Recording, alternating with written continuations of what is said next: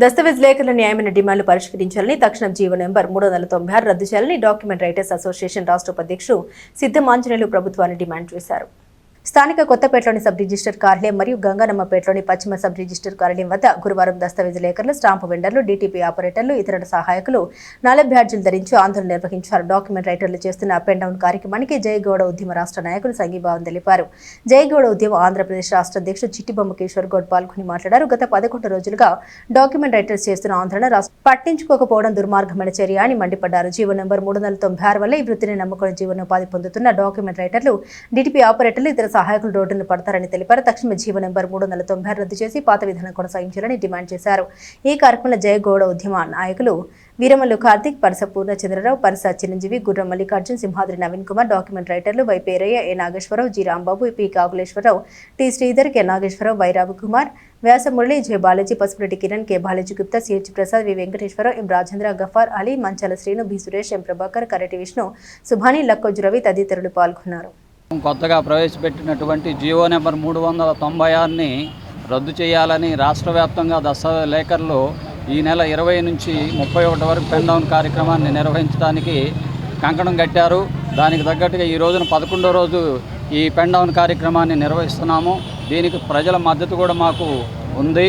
దీనికి ఈ రోజున మాకు సంఘీభావం తెలియజేయడానికి గౌడ సంఘం నాయకులు, ఆంధ్రప్రదేశ్ రాష్ట్ర అధ్యక్షులైనటువంటి కిషోర్ గారిని మరియు వాళ్ళ బృందానికి నమస్కారాలు తెలియజేసుకుంటూ, రాష్ట్ర వ్యాప్తంగా దస్తావేదర్లు, కంప్యూటర్ ఆపరేటర్లు గత 20వ తారీఖు నుంచి ఈరోజు వరకు 11 రోజులుగా దీక్ష చేస్తున్న దస్తావేదుల సంఘం రాష్ట్ర కమిటీ వాళ్ళు ఈరోజు తెనాలి సబ్ రిజిస్టర్ ఆఫీస్ దగ్గరకు వచ్చి మేము వారు చేస్తున్న దీక్షకి మద్దతు తెలియజేయడం జరిగింది. ఈరోజు రాష్ట్ర ప్రభుత్వం 396 జీవోని తీసుకొచ్చి ఈ పీపీపీ విధానాన్ని వల్ల రాష్ట్ర వ్యాప్తంగా ఉన్న దస్తావేదులు కానీ, కంప్యూటర్ ఆపరేటర్లు కానీ దాదాపు 6-7 లక్షల మంది రోడ్డును పడే పరిస్థితి వచ్చింది.